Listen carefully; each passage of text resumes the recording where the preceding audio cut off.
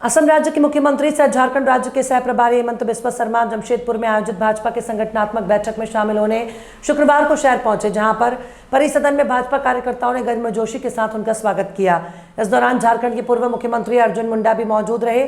परिसदन में उन्होंने मीडिया से बातचीत की, जहां उन्होंने झारखंड राज्य से घुसपैठियों को बाहर करने की नसीहत हेमंत सरकार को दी।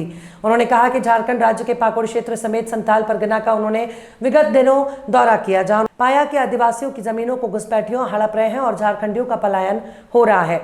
उन्होंने कहा कि पाकुड़ जिला बंगाल राज्य से सटा हुआ है और वहीं से झारखंड में उनका प्रवेश हो रहा है, जिस पर रोक लगनी चाहिए। उन्होंने कहा कि वे सभी राजनीतिक दलों से अपील करते हैं कि राजनीति से ऊपर उठकर पहले घुसपैठियों को बाहर भेजने का कार्य करें। उन्होंने कहा कि झारखंड के नेतागण अगर जल्द नहीं जागते हैं तो आगामी 30 वर्षों के भीतर झारखंड राज्य घुसपैठियों के कब्जे में होगा और झारखंड राज्य के मुख्यमंत्री को घुटने टेकने पड़ेंगे। वहीं झारखंड विधानसभा चुनाव पर उन्होंने कहा कि भाजपा का नियत साफ है और जनता साफ नियत वालों को ही जितवाने का कार्य करेगी। 4 टीवी न्यूज के लिए जमशेदपुर से कोल्हान ब्यूरो चीफ अफरोज मलिक की रिपोर्ट। बोलना है कि भाई देखिए, एक साथ लड़ना है, झारखंड का अस्मिता का किए लड़ना है। कोई विधायक बने ना बने ये बराबर नहीं है, बराबर ऐसा ही झारखंड को बसाना है।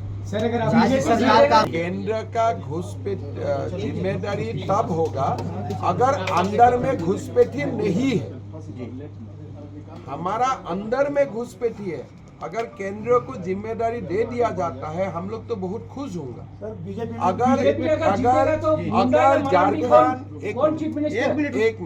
अगर झारखंड सरकार हमें एक पत्र लिख देते हैं कि झारखंड से घुसपैठिया बाहर करने का जिम्मेदारी केंद्र का है और स्टेट सहयोग करूंगा, तो मैं तो हेमंत सोरेन को हीरो बोल के जाऊंगा।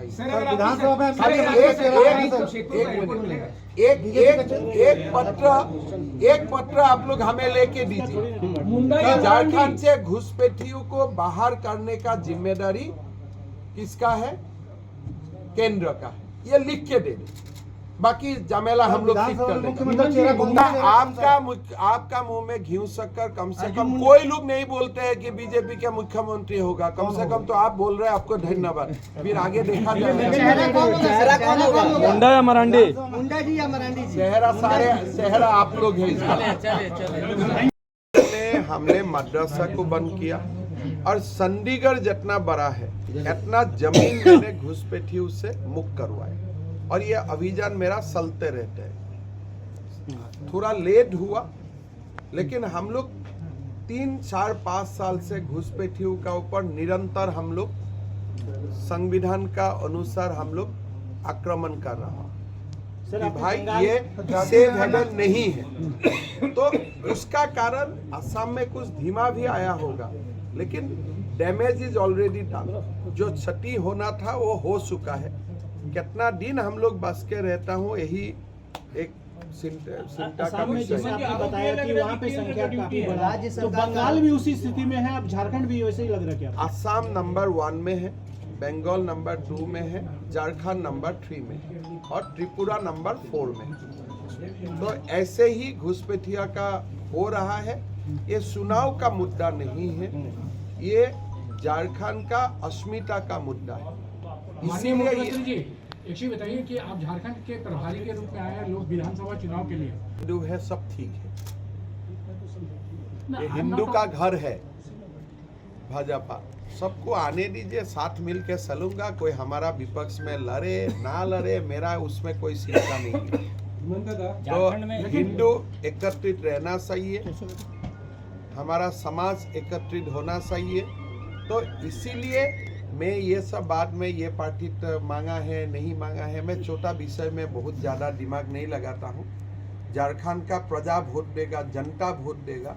अगर हमारा नियत ठीक होगा हमें वोट मिलेगा। जाति कितना बड़ा इसमें हिंदू मुस्लिम मुद्दा है ही। अगर हिंदू मुस्लिम मुद्दा नहीं है तो पाकिस्तान कैसे बना?